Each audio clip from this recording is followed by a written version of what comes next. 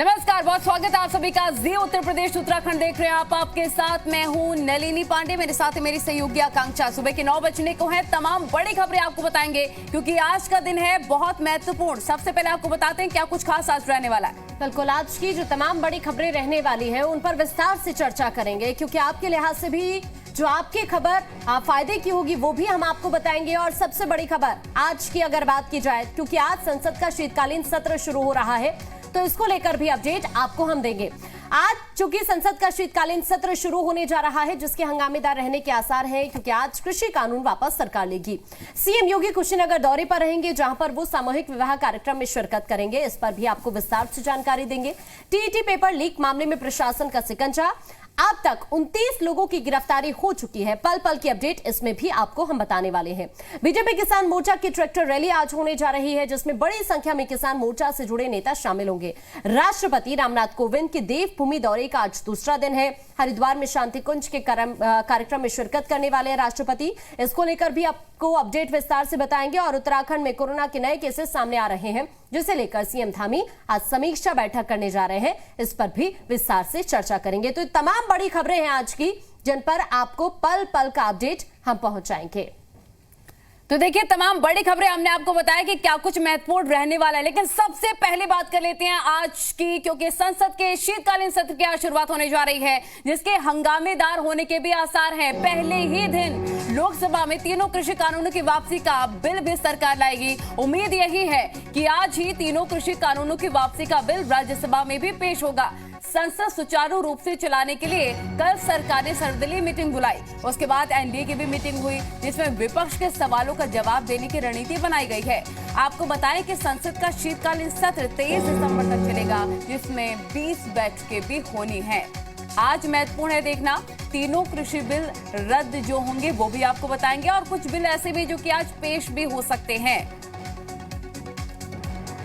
तो ये इस वक्त की बड़ी खबर हम आपको बता रहे हैं। संसद के शीतकालीन सत्र की शुरुआत आज से हो रही है। और अब एक नजर इस पर डालते हैं कि आखिर आज कौन कौन से वो 3 बिल हैं जिनकी वापसी पर संसद में बिल पेश होने जा रहा है। तो सबसे पहले farmers produce trade and commerce promotion and facilitation act 2020। इसके बाद farmers empowerment protection agreement of price insurance and farm services act 2020। इसके बाद आवश्यक वस्तु संशोधन एक्ट यानी कि 2020। इन तीनों ही बिलों को लेकर आज संसद में विस्तार से चर्चा की जाएगी जिस पर हंगामे होने के आसार न लगे। कौन से बिल पेश होंगे ये भी आपको जानना चाहिए। देखिए, आपको बताएं कि crypto currency and regulation of official digital currency bill 2021 आज पेश हो सकता है। बिजली संशोधन विधेयक 2021 आज पेश हो सकता है जिसमें देखिए सब्सिडी सीधा अकाउंट में आएगी। इसके साथ ही PFRDA संशोधन विधेयक 2021 एनपीएस ट्रस्ट PFRDA से अलग ये होगा। बैंकिंग कानून संशोधन विधेयक 2021 भी लागू हो सकते हैं आज बिल। सरकारी बैंकों में हिस्सेदारी घटाने की तैयारी भी इस बिल के माध्यम से की जाएगी। तो कौन कौन से बिल पेश होंगे, कौन कौन से वापस होंगे, वो हमने आपको बताया। बिल्कुल, जो आपके लिए बहुत महत्वपूर्ण है। अब आगे बढ़ते हैं, इस वक्त की बड़ी खबर आपको बताते हैं। टीईटी परीक्षा को लेकर ये बड़ी खबर है। अब तक इसमें 29 लोग गिरफ्तार हो चुके हैं, ये बड़ी खबर आपको बता रहे हैं। टीईटी पेपर लीक मामले में लगातार गिरफ्तारियों का दौर जारी है। अब तक 29 आरोपियों को गिरफ्तार किया गया है। एसटीएफ परीक्षा कराने वाली एजेंसी के कर्मचारियों के बारे में जानकारी जुटा रही है। जिस जगह से पेपर का प्रकाशन किया गया उसके कर्मचारियों की डिटेल खंगाली जा रही है। टीईटी परीक्षा का पेपर लीक करने में जालसाजों में सोशल मीडिया प्लेटफॉर्म का प्रयोग किया गया था जिसकी शुरुआत सबसे पहले झांसी के ऋषि शर्मा ने की थी जिसे वांछित कर दिया गया है। ये पेपर कुछ चिन्हित लोगों को भेजा गया था ताकि उनके जरिए दूसरे लोगों को भेजा जा सके। जिन नंबर्स से पेपर लीक कराए गए वो तत्काल बंद कर दिए गए ताकि कोई उनकी तलाश न कर सके। पेपर लीक के तार सचिवालय से भी जुड़े हैं। लखनऊ के गोमती नगर विस्तार इलाके में रहने वाले संविदा कर्मी की भी तलाश की जा रही है। सचिवालय में संविदा पर तैनात कर्मचारी इस गिरोह में काफी एक्टिव रहे। गिरफ्तार एक आरोपी के पास से सचिवालय के खाद्य एवं रसद विभाग का पहचान पत्र मिला है। पास और अन्य कागजात भी मिल चुके हैं। और इस मामले में एक और बड़ी जानकारी मिली है कि यूपी एसटीएफ मास्टर जी की तलाश कर रहा है। एसटीएफ के हाथ लगे पकड़े गए अभियुक्तों के मोबाइल मैसेज में मास्टर जी नाम के शब्द का इस्तेमाल किया गया है। मास्टर जी ने ही प्रश्न पत्र की कॉपी उपलब्ध कराई थी। मास्टर जी सॉल्वर ब्यूरो का सबसे बड़ा मददगार बताया जा रहा है। बताया तो ये भी जा रहा है कि हर अभ्यर्थी से 4,50,000 रुपए लिए गए थे। सॉल्वर को 1 लाख रुपए दूसरी जगह एग्जाम देने के लिए दिए जाने थे। 16 लोगों ने एडवांस में 50-50 हजार रुपए दिए थे, जिसमें 3 पुलिसकर्मी भी शामिल थे। एसटीएफ को इन 16 लोगों की तलाश भी अभी है। यूपी टीईटी एग्जाम में कुल 29 लोग की गिरफ्तारी हो चुकी है और अभी कई और लोग रडार पर हैं। यूपी एसटीएफ लगातार इस पूरे मामले में कार्रवाई कर रही है और तमाम जो लोग गिरफ्तार हुए हैं उनसे पूछताछ कर रही है। पूछताछ में कई खुलासे हुए हैं, जिसमें सबसे बड़ा जो खुलासा हुआ है वो ये है कि पेपर लीक कराने के लिए इस बार एक नए तरीके का प्रयोग किया गया। व्हाट्सएप ग्रुप के जरिए ये पेपर लीक किया गया और खास बात यह है कि जिस भी व्हाट्सएप से ये पेपर भेजा गया दूसरे नंबर को, वो व्हाट्सएप नंबर तुरंत ही बंद कर दिया गया। एक आपको मैं तरीका बताता हूं कि कैसे इस बार जालसाजों ने, नकल माफियाओं ने जो तरीका है वो अपनाया है। सपोज करिए कि ये एक लिस्ट है और इस लिस्ट में उन लोगों के नाम हैं, फ़ोन नंबर्स हैं जिनको ये पेपर भेजने हैं। ये लिस्ट जो मेन जो सरगना था उसके पास ये लिस्ट थी, जिसकी जिम्मेदारी थी कि वो कंप्यूटर के जरिए, मोबाइल के जरिए ये प्रश्न पत्र जो है ये तमाम सॉल्वर्स के पास और अभ्यर्थियों के पास पहुँचाएगा। तो उसके लिए बाकायदा एक कंप्यूटर का यूज़ किया गया। ये कंप्यूटर का जो सर्वर है इसके बारे में यूपीएसटीएफ पता लगाने की कोशिश कर रही है और जो एक सोशल नेटवर्किंग साइट्स है उसका प्रयोग किया गया। आपको तस्वीर दिखा देता हूँ कि देखिए डेमो में कि बाकायदा जो मोबाइल का व्हाट्सएप नंबर है उसको जो है सीधे तौर पर कंप्यूटर से पहले जोड़ा गया ताकि सर्वर जो है जल्दी से लिंक ना हो सके। और इसीलिए देखिए ये एक, जैसे कि मान लीजिए कि हम यहाँ पर इसको पहले व्हाट्सएप को जोड़ रहे हैं और व्हाट्सएप को जोड़ने के साथ साथ इसमें जो तमाम जो टेक्निक होगी, खास तौर से ये जो कोड है, देखिए ये कोड स्कैन होगा और कैट इसको स्कैन होने के बाद यहाँ पर एक जो व्हाट्सएप ग्रुप है वो खुल जाएगा। उसके बाद अब यहाँ से पूरा काम शुरू होता है। मतलब साफ है कि मान लीजिए कि किसी को पेपर भेजना है, ये पेपर की कॉपी है, हम इसको ओपन करके दिखाते हैं कि ये पेपर की पूरी कॉपी है। और इस पूरे पेपर की कॉपी को देखिए, इसमें आप देख सकते हैं कि 6 पन्ने हैं पूरे पेपर में और इस पूरे पेपर की कॉपी को जब हमको भेजना होगा तो हम कंप्यूटर के जरिए एक व्हाट्सएप नंबर पर भेज रहे हैं और उस व्हाट्सएप पर भेजने के बाद उस नंबर को बंद कर दे रहे हैं। मतलब एक सर्वर से दूसरे सर्वर पर जाने के बाद पहला जो सर्वर है उसको बंद कर दिया गया। देखिए ये वही पेपर है जो लीक हुआ था और आप तस्वीरें देख सकते हैं कि इसी पेपर को इसी तरह से पीडीएफ फाइल में करके भेजा गया था। मतलब कहीं से भी कोई चूक ना हो, इस बात का विशेष ध्यान रखा गया था। हालांकि ये जो पहला पेपर जो भेजा गया था ये झांसी के ऋषि शर्मा के मोबाइल नंबर से भेजा गया था और ये वहीं से ट्रैक हुआ है। इसके साथ साथ जो सबसे खास बात है कि इस पूरे जो पेपर में जो बात हो रही है उसमें जो ग्रुप्स हैं उसमें जो बात हो रही है, मान लीजिए सपोज कीजिए कि हमने किसी को मुझे भेजना है तो मैंने भेज दिया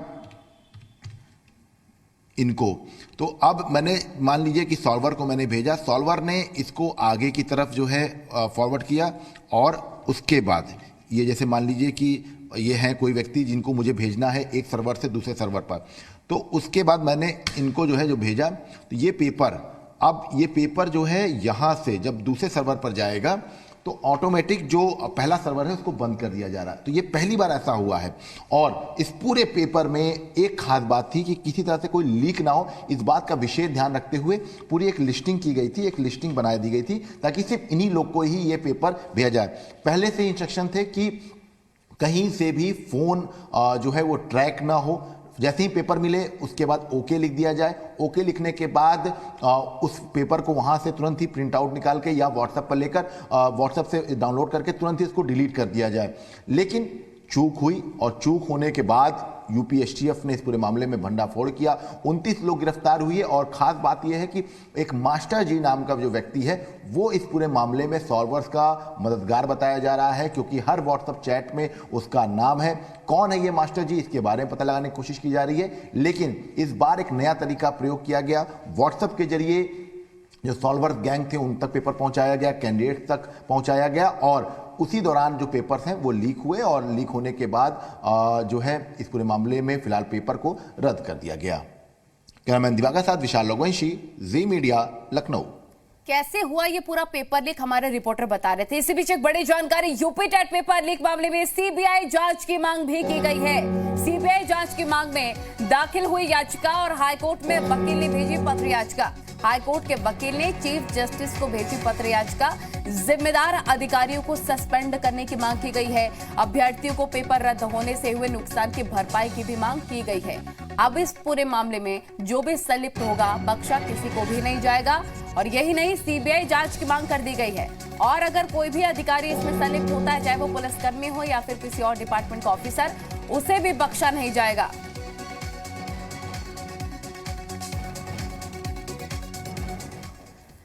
और अब आगे बढ़ते हैं। यूपी टीईटी परीक्षा लीक मामले के तार सचिवालय से भी जुड़ते हुए नजर आ रहे हैं। सचिवालय में तैनात एक संविदा कर्मी की तलाश पेपर लीक मामले में की जा रही है। एसटीएफ ने संविदा कर्मी की गोमती नगर विस्तार के आवास पर गिरफ्तारी के लिए दबिश भी दी। पेपर लीक कांड मामले के तार अब उत्तर प्रदेश सचिवालय से जुड़ते हुए नजर आ रहे हैं। सचिवालय में तैनात एक संविदा कर्मी इस पूरे मामले में इन्वॉल्व बताया जा रहा है। यूपी एसटीएफ की जांच में इस संविदा कर्मी का नाम सामने आया है। फिलहाल घटना के बाद से ही लगातार ये संविदा कर्मी फरार है और उसके लखनऊ के गोमती नगर विस्तार के आवास पर यूपी एसटीएफ की टीम ने दबिश भी दी है। माना जा रहा है कि संविदा कर्मी का बड़ा रोल सामने आया है। सॉल्वर गैंग के साथ साथ अभ्यर्थियों से मिलवाने तक का जो पूरा काम है ये संविदा कर्मी कर रहा था और इस वक्त मौजूदा समय में सचिवालय में संविदा कर्मी के पद पर ये तैनात है। इसके साथ ही आरोपियों के पास से खाद्य और रसद विभाग का पहचान पत्र मिलना भी सीधे तौर पर ये इशारा कर रहा है कि सचिवालय से इस पूरे पेपर लीक कांड के तार जो हैं वो जुड़ते हुए नजर आ रहे हैं। और अब यूपी एसटीएफ इस पूरे मामले में कई और गिरफ्तारियां जरूर करेगी, लेकिन सचिवालय से इस पूरे मामले के कैसे तार जुड़े हैं इसके बारे में भी तफ्तीश करेगी। कैमरामैन दिवाकर साथ विशाल लोगवंशी, जी मीडिया, लखनऊ। तो देखिए, सॉल्वर गैंग के मास्टर कितने हैं ये भी एक बड़ा सवाल है। सॉल्वर गैंग के कितने मास्टर? यूपी एसटीएफ कर रही है मास्टर जी की तलाश, क्योंकि मास्टर जी ने उपलब्ध कराई थी प्रश्न पत्र की कॉपी। आरोपियों के मोबाइल मैसेज में लिखा था मास्टर जी। सचिवालय में संविदा पर तैनात कर्मचारी की भी तलाश की जा रही है। परीक्षा कराने वाले एजेंसी भी सवालों के घेरे में है। पेपर का प्रकाशन करने वाले कर्मी भी जांच के घेरे में आते हुए नजर आ रहे हैं। बिल्कुल, और अब हम ये भी समझते हैं कि सॉल्वर गैंग का प्लान आखिर क्या था। जालसाजों ने सोशल मीडिया प्लेटफॉर्म का प्रयोग किया। इसकी शुरुआत सबसे पहले झांसी के ऋषि शर्मा ने की। ऋषि शर्मा ने व्हाट्सएप पर वायरल किया टीईटी का पेपर। गैंग ने पेपर को चिन्हित लोगों को ही भेजा। इन चिन्हित लोगों के जरिए दूसरे लोगों को भेजा गया पेपर और उसके बाद पेपर भेजने वाले नंबर्स को तत्काल बंद भी कर दिया गया। आरोपियों की तलाश ना हो पाए इसीलिए नंबर बंद कर दिए गए। कैसे ये पूरा प्लान किया गया था ये हम आपको बता रहे हैं। सॉल्वर गैंग का मनी ट्रैप सॉल्वर गैंग का हम आपको बताते थे। देखिए, हर अभ्यर्थी से 4,50,000 रुपए लिए जाने थे और दूसरी जगह की अगर बात करें तो एग्जाम देने वाले सॉल्वर के 1 लाख उनसे लिए जाने थे। 16 लोगों ने एडवांस में ही 50,000 रुपए दे दिए थे। एडवांस देने वालों में 3 पुलिसकर्मी भी शामिल थे। एडवांस देने वाले 16 लोगों की तलाश में अब एसटीएफ जुटी हुई नजर आ रही। बिल्कुल, और इसी बीच अब हमारे साथ हमारे सहयोगी इस वक्त जुड़ गए हैं। सीधा उनका रुख करते हैं। विशाल इस वक्त हमारे साथ हैं। विशाल, चूंकि अगर बात की जाए लखनऊ से आप जो हमारे साथ जुड़े हुए हैं, इस पूरे मामले की हम बात करें विशाल, तो एक शब्द का इस्तेमाल किया गया, मास्टर जी शब्द का इस्तेमाल। ये मास्टर जी कौन है, कहां का ये रहने वाला है? अब बहुत सारे सवाल विशाल उठ रहे हैं इस वक्त। देखिए, बिल्कुल निश्चित तौर पर जी मीडिया के पास जो जानकारी हासिल हुई है उसमें ये बात सामने निकल के आई है कि जब एसटीएफ ने पूछताछ की है तमाम आरोपियों से जो गिरफ्तार हुए हैं, तो उन सब में एक चीज जो कॉमन आई है वो है मास्टर जी शब्द। मास्टर जी कौन है? क्या कोई व्यक्ति है या इसके साथ साथ क्या कोई ग्रुप बनाया गया था या कोड वर्ड जो है यूज किया गया था? इन सब तमाम चीज़ों को लेकर यूपी एसटीएफ जो है ये पता लगाने की कोशिश कर रही है। लेकिन अभी जो शुरुआती जांच है उसमें एक बात पुख्ता हो चुकी है कि ये व्यक्ति जो है ये प्रयागराज के आसपास का रहने वाला है और इसी के नाम पर एक ग्रुप भी बनाया गया था। इसके साथ साथ इसी के नाम का प्रयोग किया जा रहा था हर ग्रुप में जो व्हाट्सएप ग्रुप हुए थे जिसमें सॉल्वर को गया था जो पेपर, इसके साथ साथ जानकारी साझा की जाती थी कैंडिडेट से, उन सबको मास्टर जी का शब्द दिया जा रहा था। तो एक बड़ा सिंडिकेट जो है वो मास्टर जी शब्द के आसपास घूम रहा है और इसको अगर बच कर लेगी यूपीएससीएफ तो तमाम जो और भी इस पूरे मामले में जो व्यक्ति शामिल हैं उन सब की गिरफ्तारी हो सकती है। कहां से ये पूरा सिंडिकेट ऑपरेट हो रहा था उसकी गिरफ्तारी हो सकती है, क्योंकि अगर हम बात करें तो पूर्वांचल से लेकर कई लोग ऐसे हैं जो कि अभी भी इसमें शामिल हैं जिनको पकड़ा जाना बाकी है। ठीक है, रुक कर लेते हैं हम। हमारे साथ संकल्प भी जुड़े हुए हैं। संकल्प, क्या अपडेट है वहां से? किसी के तार क्या वाराणसी से भी जुड़े नजर आ रहे हैं? क्योंकि अभी और भी गिरफ्तारियां होना बाकी हैं। क्या कोई मास्टर वाराणसी में भी? देखिए, बिल्कुल जिस तरीके से पिछली अगर बात की जाए कई परीक्षाओं में बनारस में एक बड़े गिरोह का खुलासा हुआ था और कहीं ना कहीं यह भी सुनिश्चित किया जा रहा है कि वाराणसी से अगर किसी के तार जुड़े होते हैं तो उसको गिरफ्तार करने के लिए तमाम टीमें लगाई जाएंगी। लेकिन फिलहाल यह सुनिश्चित किया जा रहा है कि जिस तरीके से अब तक इस पूरे मामले में 29 लोगों की गिरफ्तारी हुई तो अपने आप में यह बयां कर रहा है कि किस तरीके से पूरा नेक्सस चल रहा था और इसमें तमाम लोग शामिल थे। अब ऐसे में तमाम पुलिसकर्मियों भी इसमें शामिल थे जिन्होंने पैसा दिया था और कहीं ना कहीं इसमें संलिप्तता उनकी भी मानी जाएगी, क्योंकि अगर गलत काम में वो सहयोग कर रहे हैं, अगर गलत काम में वो साथ दे रहे हैं तो कहीं ना कहीं जवाबदेही और कार्रवाई उनके ऊपर भी होनी चाहिए। लेकिन फिलहाल ये तफ्तीश की जा रही है कि क्या बनारस से कोई कैंडिडेट ऐसे थे जिन्होंने पैसे दिए थे, क्या कुछ लोग ऐसे थे जो इनके पूरे सिंडिकेट में जुड़े हुए थे? क्योंकि पूर्व में कई ऐसी गिरफ्तारियां है, क्योंकि ना सिर्फ तार लखनऊ से, प्रयागराज से, मेरठ से, अलग अलग इलाके ऐसे हैं जहां से अभी तक 29 लोगों की गिरफ्तारी हो चुकी है। संकल्प, शामली से श्रवण इस वक्त हमारे साथ है। श्रवण, वहां से क्या अपडेट है अभी आपके पास? मैं चाहूंगा कि जिस तरीके से कल एसटीएफ और स्थानीय पुलिस के सहयोग से 3 मुन्ना भाई एमबीबीएस को गिरफ्तार किया है, तो वहीं जो एक आरोपी फरार है उसकी भी तलाश की जा रही है। लेकिन देखने वाली बात है कि जिस तरीके से 4 लोगों की गिरफ्तारी होनी थी लेकिन एक फरार है, और वो जिस तरीके से इन लोगों के भी संपर्क में 50 लोग आए थे, 50 लोगों में से 50-50 हजार रुपए की इनकी कॉन्ट्रैक्ट आपस में डील हुई था। और लेकिन एक व्यक्ति से इन्होंने कैश भी ले लेते, 17,000 रुपए इनसे बरामद हुए थे। अब देख पुलिस उस आरोपी की भी तलाश कर रही है जो फरार है, उसका नाम अजय है और जो कांडला थाना क्षेत्र के गांव नाला का रहने वाला है। लेकिन गौर करने वाली बात है कि जिस तरीके से यहाँ पर 3 आरोपी पकड़े गए थे उनमें मनीष मलिक जो आरोपी है वो प्रधान।